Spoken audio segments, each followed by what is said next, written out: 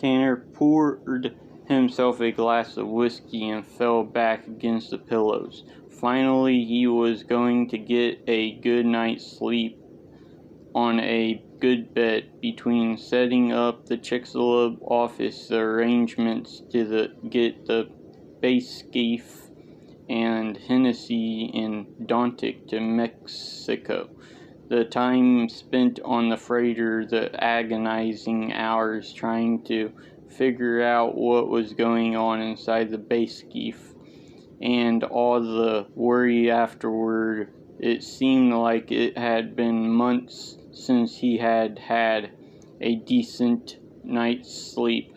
He sipped his whiskey. The key, he told himself, was not to think about it.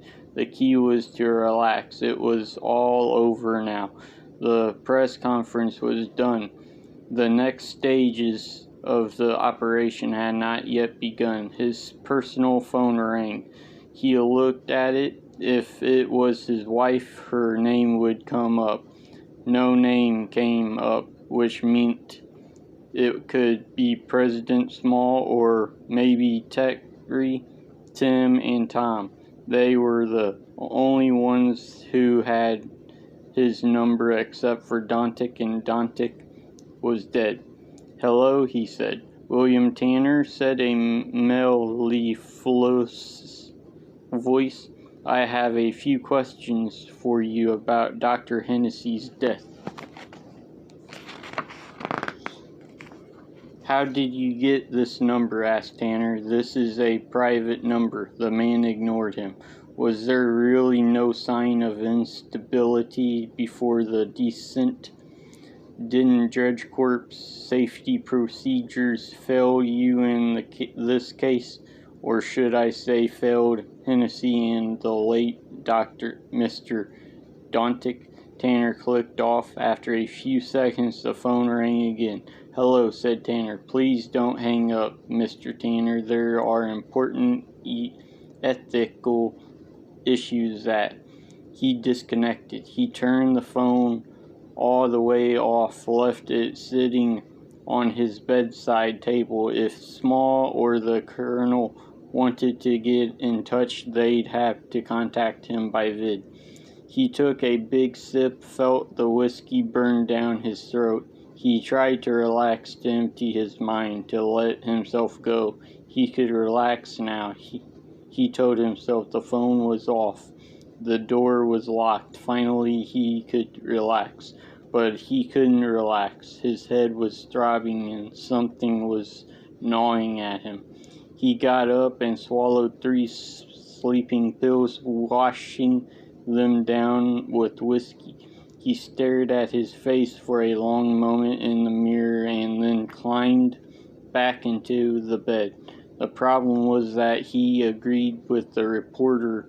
There were ethical issues at stake, things that had been done that, despite everything else he had done at Dredge Corp over the years, he was having difficulty living with. He'd been on operation where people had died before. He'd even been on operations when they died as a direct result of choices he had made. Not to mention the trauma of the moon skirmishes, where everyone had done terrible things and where, on more than one occasion, he'd felt less than human. But these 2 had died, and he still didn't understand why.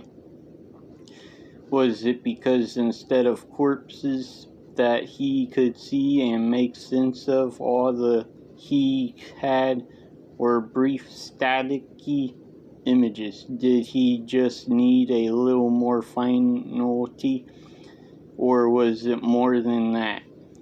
There had been no sign of instability in Hennessy before the descent. He ran over their interactions in his head again, in his mind. If anybody had been in danger of becoming unstable, it was Dontic. Was it possible that Dontic had snapped first and that had made Hennessy snap? The whiskey and the sleeping pills were finally starting to take effect. Things had begun to blur. Maybe there would be answers. When they brought the base skiff back to the surface, he thought maybe that would explain everything. He was startled awake by the telephone ringing. He groped it off the nightstand and looked at the display. The name that came up was Dantic. His heart leaped into his throat and he was suddenly wide awake. Dantic was dead.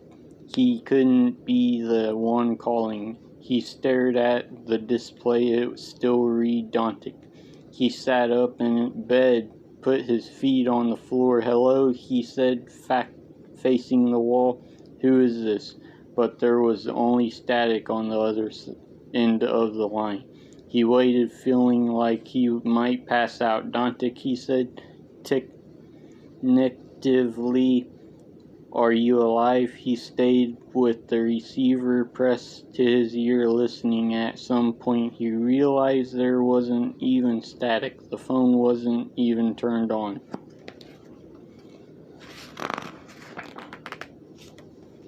He put the phone back on the nightstand. Immediately, even though it wasn't on, it rang again.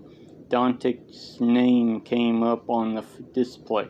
"Hello," Tanner said. There was only silence. He put the phone back down again. When it rang this time, he just stayed there watching it ring.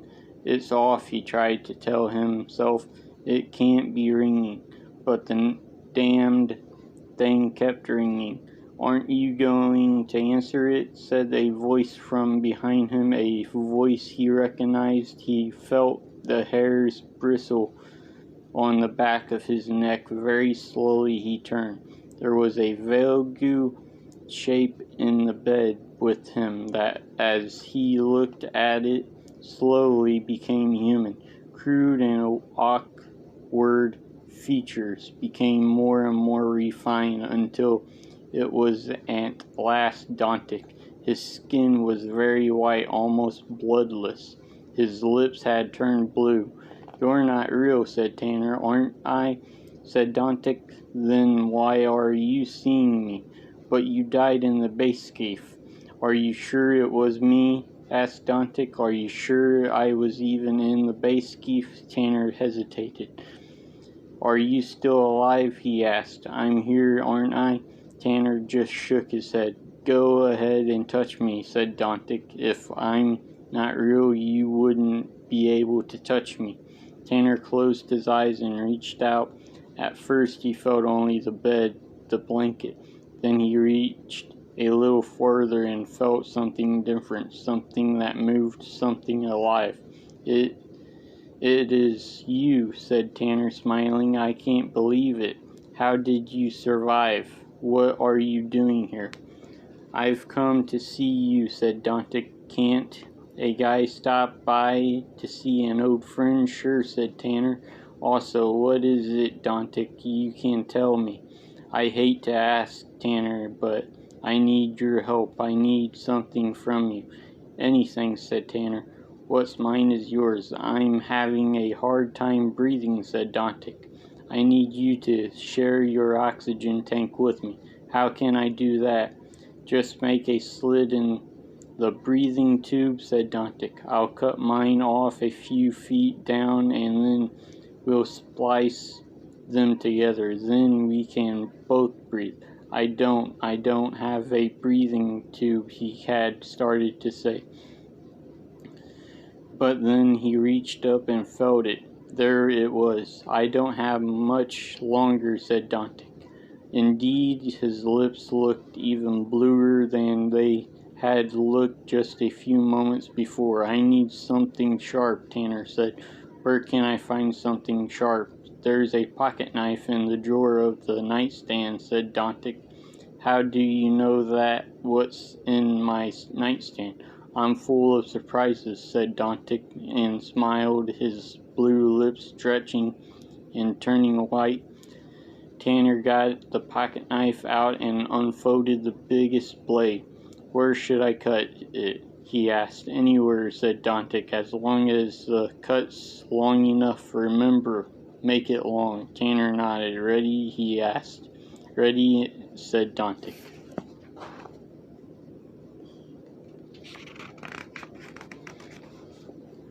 He made a long horizontal cut, almost cutting the tube right in half. All right, Tanner said quickly. Hand it to me. His voice sounded strange, something wrong with his vocal cords. He coughed, spat blood. The blanket in front of him seemed covered in a pink mist. He looked down, saw that his chest was coursing with rivulets of blood. You should have left it down there where it was safe, he heard Dantic say, his voice distant now. You shouldn't have tried to understand it. Quickly he said, holding out his hand. Dantic, understand what? But Dantic was nowhere to be seen. The air kept hissing out of the breathing tube and out into space. He tried to close the gap with his hand, but it was too deep. Air kept leaking out. His hands were sticky, his chest to the hair on it all matted with blood. He tried to call out for Dantic again, but something was wrong with his throat. He could make only a gurgling sound. He tried to get out of bed, but everything seemed to be moving too slowly, as if he were underwater. Very slowly he moved one foot and slid to the edge of the and over, letting it fall to the ground. There was only the other foot to worry about now, and then he would stand up and go to the mirror and take a good hard look at himself and try to figure out where he had gone wrong.